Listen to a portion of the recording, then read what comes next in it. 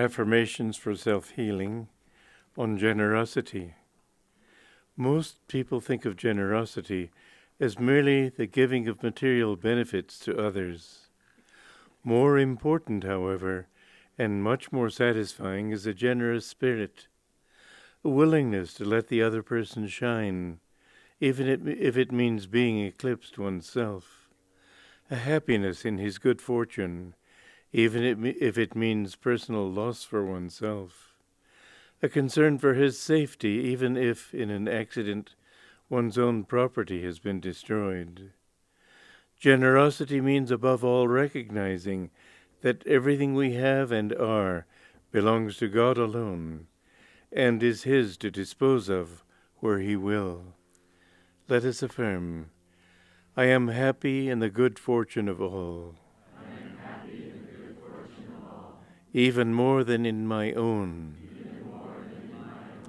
For in my happiness for them lies inner freedom. I am happy in the good fortune of all, even more than in my own.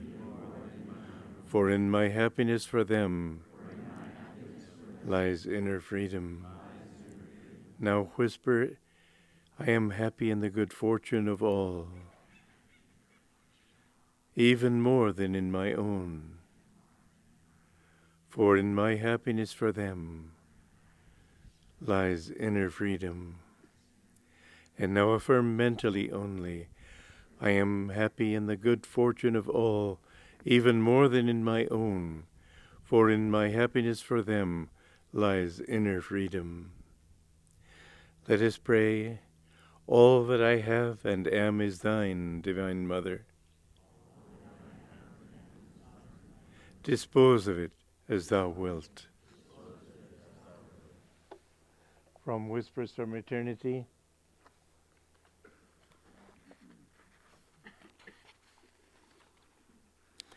Demand that God respond. Today, Father, thou hast come into my temple. With thy coming all the lights of my sent servants have sprung to life, and the door of my heart has opened wide.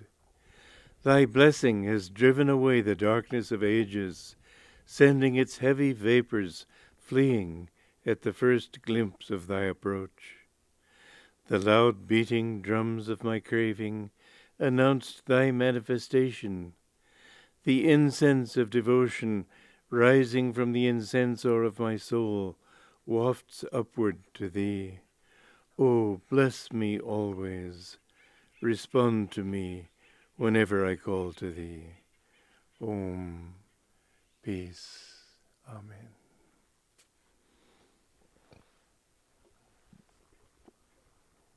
From Rays of the One Light. Does Satan exist? Truth is one and eternal. Realize oneness with it in your deathless self within. The following commentary is based on the teachings of Paramhansa Yogananda. The Bible tells us in chapter 4 of the Gospel of St. Matthew, then after baptism was Jesus led up of the Spirit into the wilderness to be tempted of the devil. To most modern minds, this passage seems quaintly obsolete. Psychologists would say, have said in fact, that the temptation of Jesus, if it occurred at all, was purely psychological. They call it a projection of desires lurking in his own subconscious mind. The subconscious plays a strong part, certainly, even if not a unique one, in any testing the spiritual seeker must undergo. The Bhagavad Gita, in dealing with this undeniable reality, quotes Arjuna in the 3rd chapter, and then Sri Krishna's reply. Yet tell me, teacher, said Arjuna, by what force doth man go to his ill, unwilling, as if one pushed him in that path? Krishna replied, desire it is, passion it is, born of the darknesses, which pusheth him, mighty of appetite, sinful, and strong is this, man's enemy. Yet even Krishna describes passion as, quote, born of the darknesses. The fact is, as Paramhansa Yogananda wrote in Autobiography of a Yogi, all thoughts vibrate eternally in the cosmos. Thoughts are universally and not individually rooted. A truth cannot be created, but only perceived.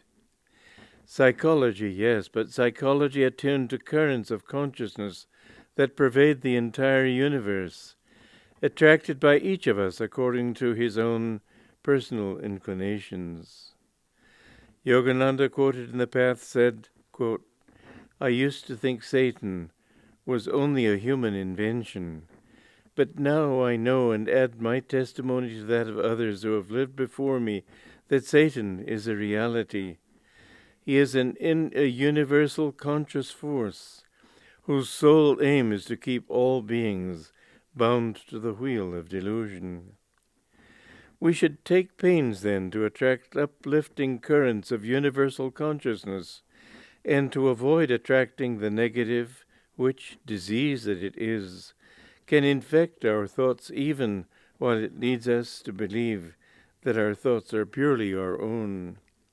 Thus, through Holy Scripture, God has spoken to mankind. Om, Om, Om.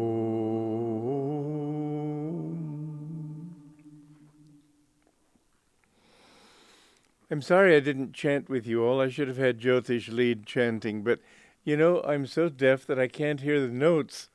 And so when I play, I can't hear what I'm doing. And forgive me for this debility. Master said, somebody told him that Christian Science teaches that God does not know evil. Master's answer to that was, well, God must be very stupid then. The fact is that evil obviously exists. But what is evil? A lot of modern philosophers, thinkers, and so on have tried to tell us that morality and moral values are only relative. Yes, but relative to something. And that's what they don't take into account by calling them relative. They say, well, what you may consider evil, I may consider good.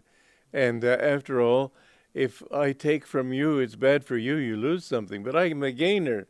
And so they've absolutely reduced moral law to an absurdity. But the truth is that everything is related to the final and highest truth, Satchidananda, eternal, ever-existing, ever-new bliss.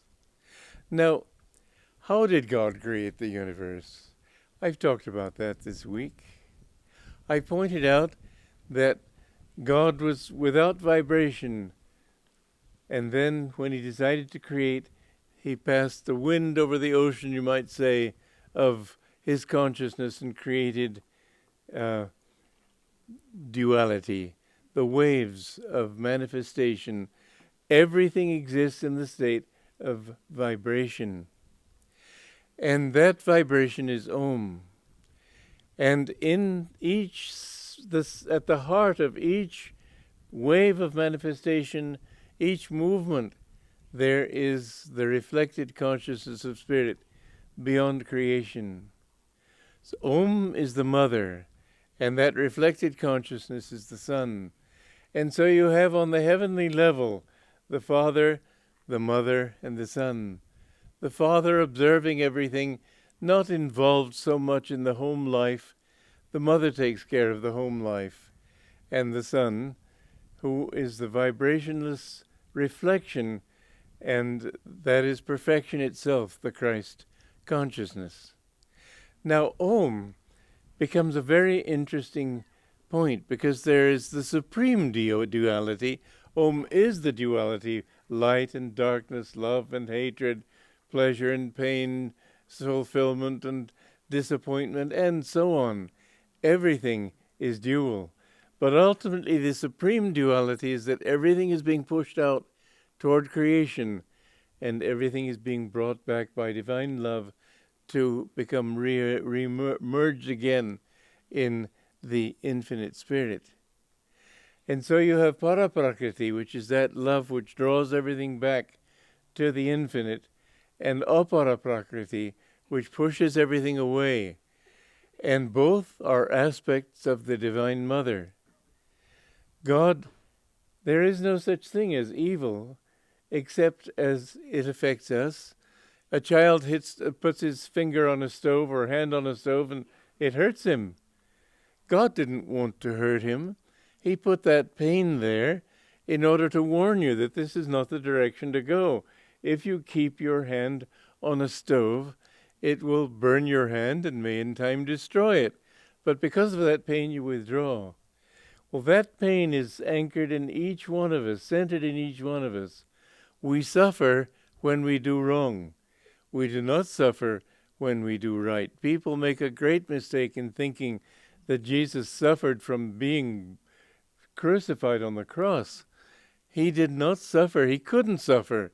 He was above the body.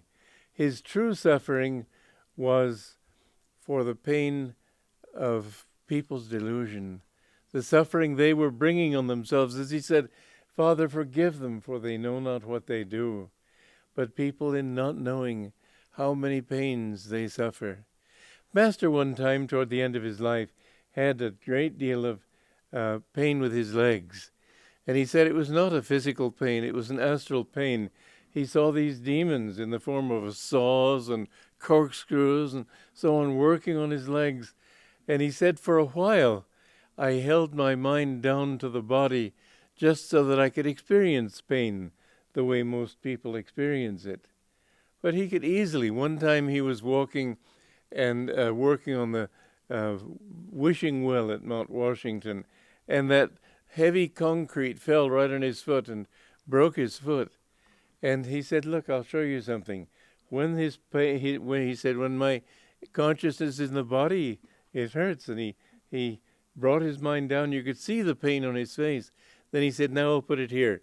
As soon as he put it there was no pain. A master can easily escape from physical or any kind of pain. The answer to all pain is realization, is Satchidananda, is bliss. And so we must understand that the Apara Prakriti is a part of the Divine Mother. It is a part of that aspect of God which loves us that also gives us pain. What is evil? It is that which takes us farther away from bliss, from Satchidananda. Master said one time,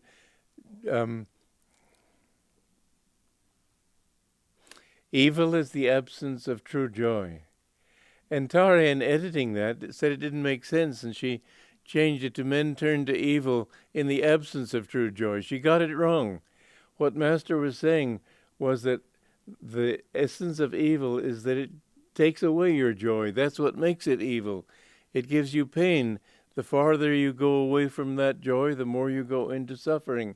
And that is in itself the evil.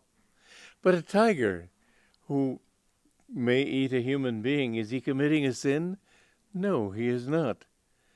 A tiger is responding to its own nature. But man is more sensitive, and so you can see that all these things are relative in the sense of relative to a particular goal. Man is more highly evolved. Man has reached that point where he can feel his life in other people too. He can feel for their suffering, he can feel for their pain. And if he's willing to kill other people, hurt other people, take from other people, he will suffer much more than the person he hurts. When you are murdered, you don't care. You're happy, you're out of it.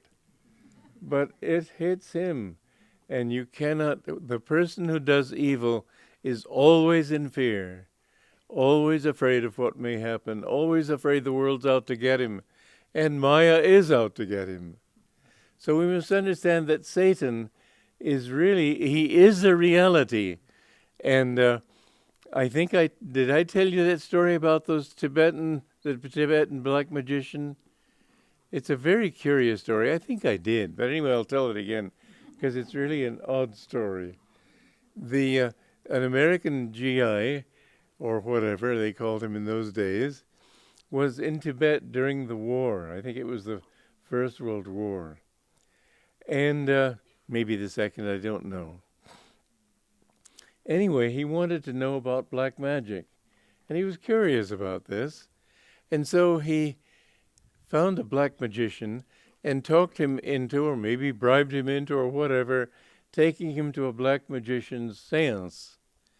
And he went there. The man told him, cover yourself up. They all came hooded. He said, if they find out who you are, they'll kill you. So go very carefully. And he went into this circle, and some man sat on a rock, and with a human thigh bone turned into a trumpet, blew this sound, and then they all began chanting, swaying back and forth, Yamantaka, Yamantaka, Yamantaka. And Yama was the god of death. And so they, in chanting this, gradually their concentration became so strong that this skeptical American actually saw these demons materialize. And there was the demon of lust and of avarice and anger and all the different qualities that are demonic in man. And it was horrifying to see how they manifested, because it was obvious. The demon of greed was just with a big, gross belly and looking horrible. And they all looked, the demon of anger was purple, red with anger. And they all looked their role so obviously there was no need to question. But then gradually this demon Yama began to appear. And this is why they had been chanting. And as he appeared, they could feel his power trying to take them over. And then he was a part of this conscious force, and he couldn't even break away from it. But they all, with great power, were pushing this evil away until finally it began to disappear and no longer was visible. And then they all got up and walked home. And I guess the purpose of it was that they thought it was trying to take over their consciousness. And it succeeded to a certain extent, but in drawing that consciousness, they got the power to perform their black magic. Now you can accept that or not, but you can certainly say that there is evil in this world. And yet it's not evil in itself. It's just a manifestation of that aspect of God which pushes everything away from you. However, this is a very real existence in this world. And there are places that are much more satanic. Be very careful whom you mix with, because some people, as I was talking, I think it was Friday, about magnetism, some people draw your magnetism downward because, and mind you, this is another thought to remember very, very severely. You cannot say with Christian love that you will love everybody. You can love them from a distance. But the rule of magnetism is this, that a strong magnet will overcome a weak magnet. A weak magnet will succumb to a strong magnet. And if you have the love of a master down in Los Angeles would walk up and down Main Street in front of those bars there. And he didn't say why he did it, but it's obvious why he did it. He did it to try to influence, because demons try to go into places where people are semi-conscious, either from taking drugs or from alcohol, and they hover around places like that, looking for people into whom they can get. Possession is a reality, and they possess people. Many times, people who commit murder, for example, they don't know why they did it. They can't even remember doing it. They're condemned to death for doing it, but they didn't do it. It was some force that took possession of them. Don't be around places like that. Avoid them like the plague. Don't. When you see evil people, there's a terrible story of Somerset Maugham called Rain. I don't know if you've read it, but it's worth reading to understand the influence of evil. This Christian missionary was trying to convert a woman who was depraved, and he ended up committing suicide because he began wanting her too. He fell into her consciousness. And it's a terrifying truth, but it is a truth.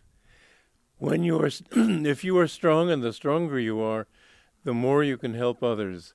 But try to be, wherever you go, try to go with a spiritual bodyguard. Keep Master with you always. One time Master said this is the importance of being with those who are enlightened and with the Guru and with good company. And Bernard, one of the ministers there, said to Master, but what if I'm alone? Master said, am I not always with you? Keep his consciousness. I have found, excuse me, a little tea wouldn't have hurt, but it's too late now, too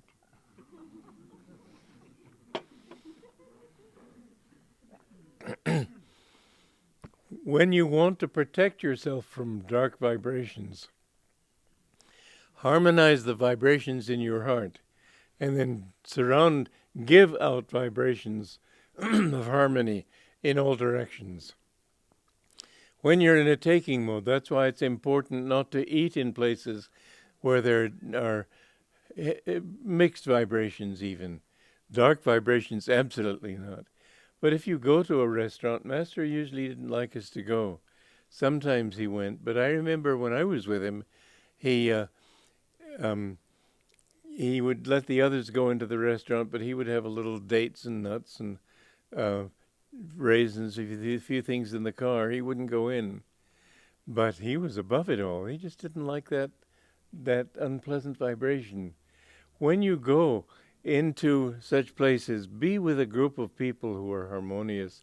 Don't think that you can attain this freedom by just affirmation. You may be able to, but why take chances? It is a truth that Satan is a power, and it's a truth that God is a power. And we can decide. We're the ones who have to decide whether we go this direction or that direction. That is why it's very important. In the Bhagavad Gita, it says that from gazing grows attraction, from attraction goes desire, from desire grows anger, from frustrated desire, and so on. But the downward descent begins with gazing. And I've heard people say, oh, it won't bother me, but looking at things does.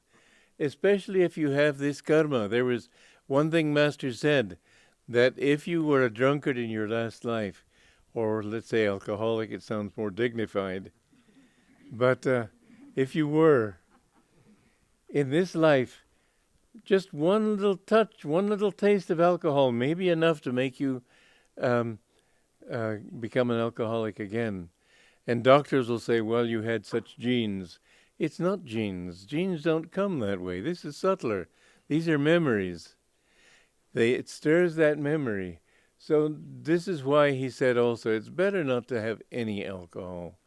Therefore, we have two rules at Ananda: no drugs and no alcohol.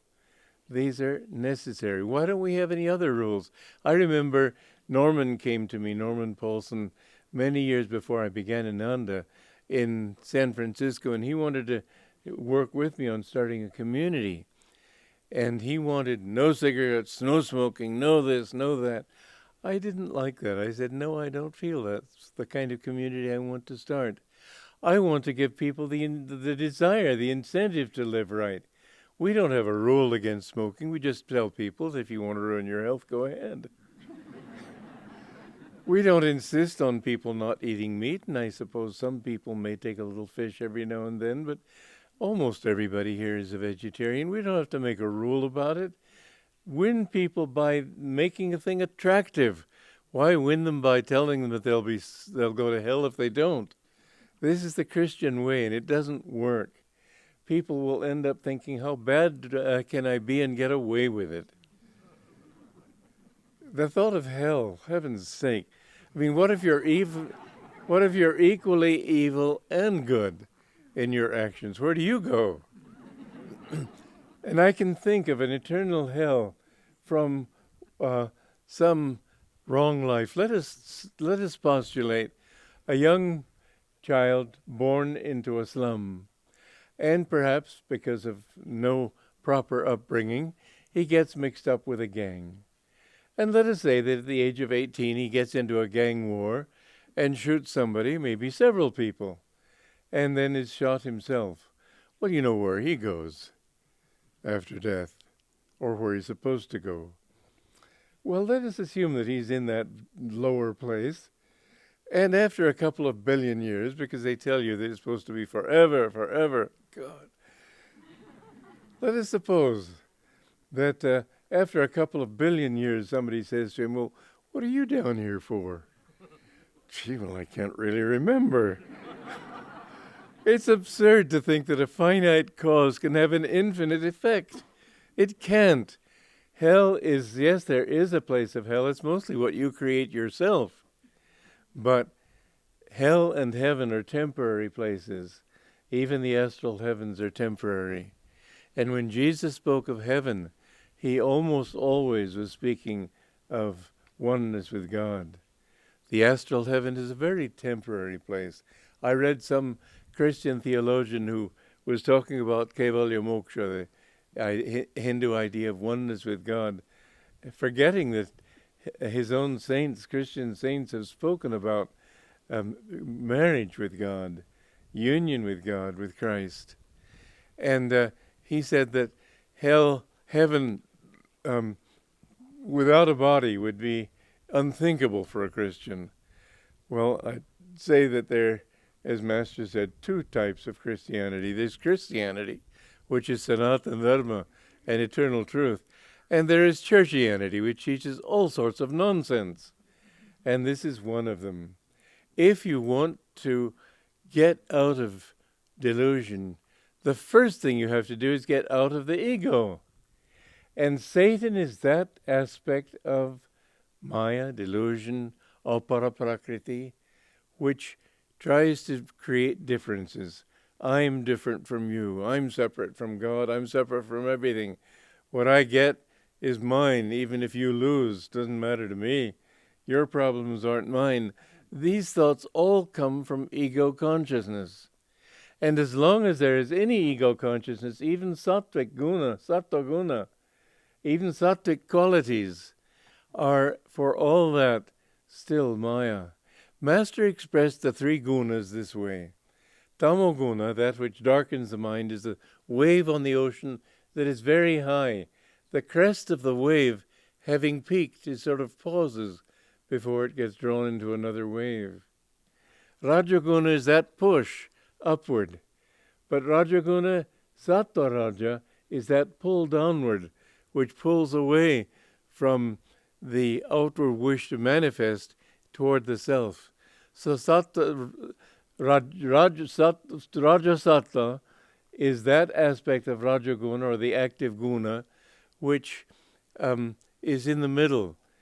Your wish to help other people is a part of Rajasattva, because it's still action, but it's an action that leads you toward the stillness of sattva. And tamoguna is that which leads you away from that into increasing distance from God, separation from the inner self, and dullness of mind. Now, these are, Master said that these can be described as waves, and the push of the wave upward is the Rajaguna that is sattvic in tendency, and the Tamo Raja, that part of Raja which leads toward the crest, and that which pulls away from the crest back to the ocean bosom, is that part of the wave which is Sattva-guna. And then the lowest little ripple on the surface is Sattva-guna. Now, every wave has its three parts, and that's why Krishna said that all creation is a mixture of the three gunas. There is that which is farthest, that which is closest. But Master said he said every wave has its base, its middle, and its crest. So he said that even in Sattva guna, there is still the tamasic aspect, that aspect which takes you away. And I remember some lady in India saying, I refuse to accept that a saint can have any tamoguna, but he does have his wish to sleep, his need for rest every now and then, his need to stop trying. All of these things are part of tamoguna. the lowest ripple still has a crest. And we must understand, therefore, that everything is a directional thing, either toward greater Maya or away from greater Maya. And I've used the illustration often. It's a very good one. If Mahatma Gandhi or Jesus Christ were to wake up one day and say, well, I'm going to become a rich man. I'm tired of serving people. Even worldly people would say, this man has fallen. But if some lazy fellow gets up off his bed of rest finally one day and says, I'm going to go out and become a millionaire, even saints would applaud. It's obvious that there are gradations of good and evil. A little child with a pop gun may say, bang, bang, you're dead, and it wouldn't mean anything. But you'd worry if a grown-up did that, wouldn't you? You'd say, what's wrong with this fellow? There are gradations. We have to understand that we are here in the middle. And if we move this direction, then that power can begin to try to influence us. And if we move toward God, that power can influence us. Remember, what changes you is not you. It's grace. Grace is like the sunlight shining on the side of a building. If the curtains are drawn shut, the sunlight won't be able to come in. And so our job is to open those curtains. Our job is to offer ourselves as perfectly as we can to the infinite. Our job is to open our minds and hearts to God. But He's the one who comes in and can purify us. Some Ramakrishna told the story of some Brahmin who was teaching, God is dry, you have to sweeten him with the nectar of your devotion. Ramakrishna said, what nonsense! God gives you that devotion. God is that love. You can't create it. You're the one who's dry. You've got to moisten your heart with, pray for devotion. Pray for Him to give you devotion. Pray for Him with His grace to open up your consciousness to Him. It all becomes grace. There is nothing except grace in the end.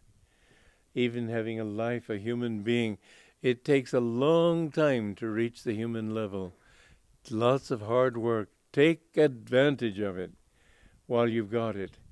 Is it likely that you will fall? Of course it's not. Here you are, living, attending spiritual discourses and so on. But remember, Sattva-guna also has its lower part, but it's also its highest part. And that means that even in Sattva-guna, when you are close, there's that crest there, which can pull you. For example, Sattva-guna gives you peace. But if you let that peace make you lazy, then you fall back to Tamo-guna. And so people rise and fall. It's not that easy to get out of this Maya.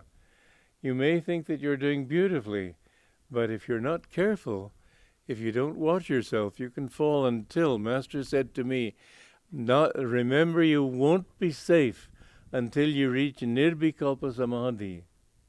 When you have destroyed your ego altogether, when you've reached the point where you know that He is the only reality and that you are one with Him and your ego is only an illusion, then you can say that you are safe. But until then, don't presume, because there's traps waiting for you all the way.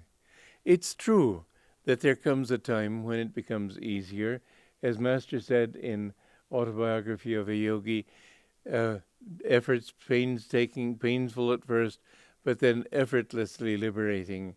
It's true that finally there was a story of Saint Teresa of Avila, who they used to have them mix with the public. And there was a young man who would come to the grill there and talk with her, and he reached the point where he was sure he would be able to get her as a lover. And suddenly she saw Christ standing there, and she froze. And this young man tried to catch her attention. He couldn't do it. She was just absolutely frozen in attention on Jesus. And Master said that there comes a point when God will take care of you. But don't presume. Even if you make mistakes, God will protect you from them. But don't presume. Always assume that there is something there that you need to do for yourself. Because this is where Satan comes in, on that presumption. Make it a very important point to avoid, like the plague, people who are evil. Ramakrishna one time was sitting there and suddenly got up and ran away. And there were two men who were coming, who were tamasic, evil characters. And he didn't want anything to do with them. But he didn't need that. He didn't need to be afraid, any more than Master was afraid walking up and down Main Street, trying to help those people to get out of their tamos. But he did it as an example to others. Don't think that you are strong enough to meet and master everybody in his evil. Evil has its power. And so always the first thing is emanate feelings of love on all sides. If you do that, then you can go into the worst places, they won't touch you. One time I had to go on into the area of San Francisco where there are lots of nightclubs. And I could feel as I passed these nightclubs, there was this power saying, come in, come in. I could feel it as a power. It didn't touch me. But the main reason I didn't even feel it touching me was that I had an aura of protection around me. I was singing all the time mentally, Sri Ram, Jai Ram, Jai Jai Ram Om, Sri Ram, Jai Ram, Jai Jai Ram Om. And I kept singing that, and I felt more blissful. But don't take it for granted. That's what I'm trying to say.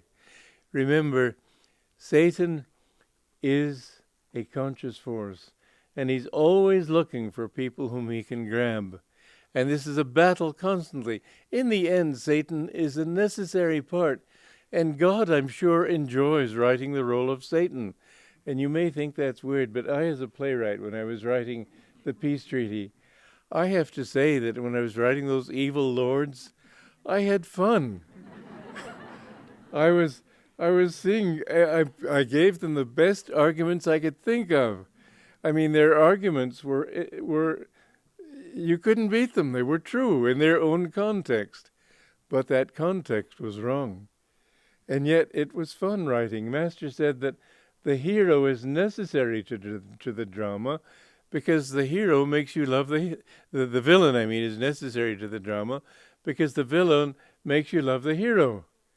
And so the fact that there is evil in this world helps us to love God more. I remember when I was new, before I met Master, and I was looking at people, and I was thinking with absolute horror, I could be anybody in this world. The worst drunkard, the worst criminal, the worst murderer, everything, except for some reason I haven't gotten into that. But I could. Being human makes it possible for me to descend to any depth. And I was horrified and frightened by this. And I realized I needed help. When you reach that point, you know that's when you need a guru. When you reach that point, you know that you need someone beside you, a spiritual bodyguard who will keep you strong. If you go to restaurants and public places, try always to go with at least one other person who is spiritual. Most of you who are on the path have friends from before, at least, who are not on the path. Don't keep those friendships. They will make you wishy-washy. They are not your friends. He who is the friend of the self is your true friend. He who is not the friend of that self is your enemy. And so, stay away from those old friends. Pray for them. You can still help them. But being with them will draw you into their orbit. And if you work in an office where people are very worldly and trying to pull each other down and so on, that's a satanic influence. How do you protect yourself? I say move to Ananda myself. I say live in a spiritual environment. It is the best thing you can do. Because here we find that the smiles of... I was sent a picture from India just this morning. I received it from the school. They're building our school near there, and they wanted to give some goodies to some of these workers. And there were Ananda people doing these. And the Ananda people were so happy, and their smiles were so sweet and giving. And these workers had such dour faces. Finally, they were able to coax a few smiles out of them. But that's the way the world will affect you. And the world will say, well, we're only realistic. That's not so. There are many types of reality. Choose that type of reality which will help you to rise. There are many types of reality. Choose that which will lead you. And this is the goal you must always keep in mind. Why should you do what you do? Why is it good to be kind to others? Why is it bad to be unkind? Because the one will make you centered in yourself and take away your bliss. That which leads you toward bliss is good. You don't need church preachments or society's preachments, and morality changes from age to age. But that which gives you more bliss is certainly that which is in the right direction. And that which takes bliss away from you, which robs you of it, is that which will be evil for you. And what will be evil for you may be good for other people, because it's better for somebody even to act selfishly than not to act at all. And so don't insist that others follow your values. And this is a very important point. That which is truly sattvic, that which is truly good, is that which leads toward unity. Now, you've been all learning teachings that are deep, that are wonderful, that are true. Don't fall into the trap of sectarianism. Don't fall into the trap of thinking that I know better than other people.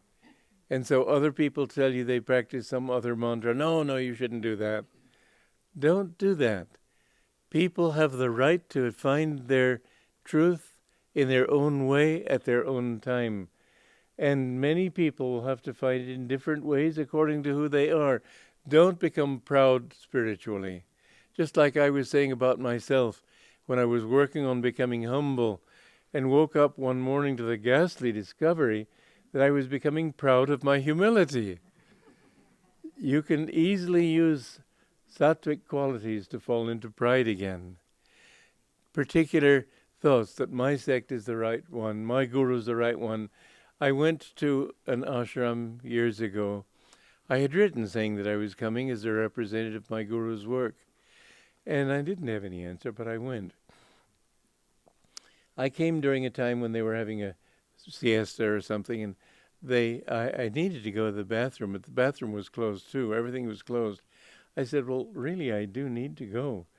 Well, you can go squat on the beach. Can you imagine a Westerner squatting on the beach in full public? It's unthinkable. I managed to contain it. And then when he led me to the guest house afterwards to the registration office, I said, have you heard of Paramhansa Yogananda? Oh, yes, but there are so many these days. I was absolutely insulted. They had somebody come from another place who was a member of theirs, and they brought out a car to show him all around. They had told me they couldn't spare a car for me to see the whole ashram. And so this man was a friend of mine, so I asked him if he could take me as a guest. He said yes. When I got back, they charged me money for my part in that drive. It was unbelievable. I left there just shaking the dust of the place off my feet. Don't let that kind of sectarianism come in. There's so many ways to God. You should be loyal to your way. Don't be wishy-washy. This is my way.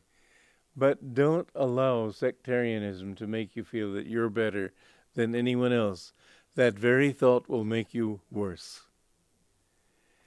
We must be humble and realize that everybody, no matter where he is, everybody, the one thing that unites all human beings is the fact that we are all seeking Satchidananda. We all want bliss. We all want it. And when the more we have of it, the more we want to share it with other people. But this consciousness of separateness is such a human tendency, and it's born of this same satanic tendency towards separation. My race is better than your race. My religion is better than your religion. My country is better than your country.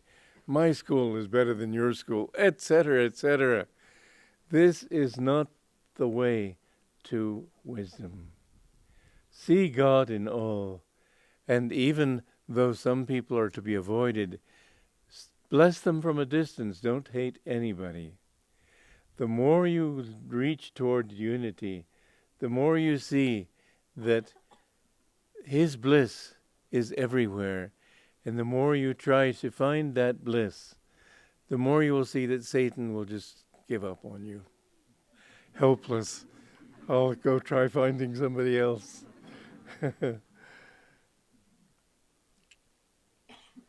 You are one with all that is. You are a part of God.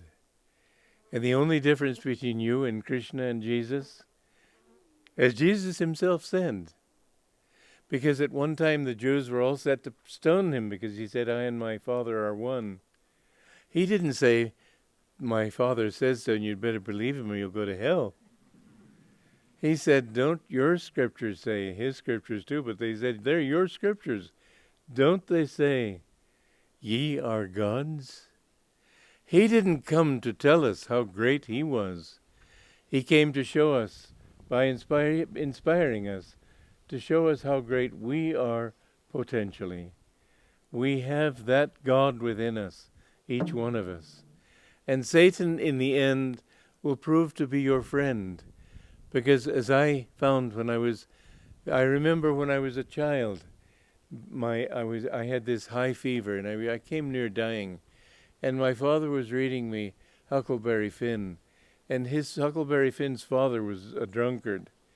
And I remember in my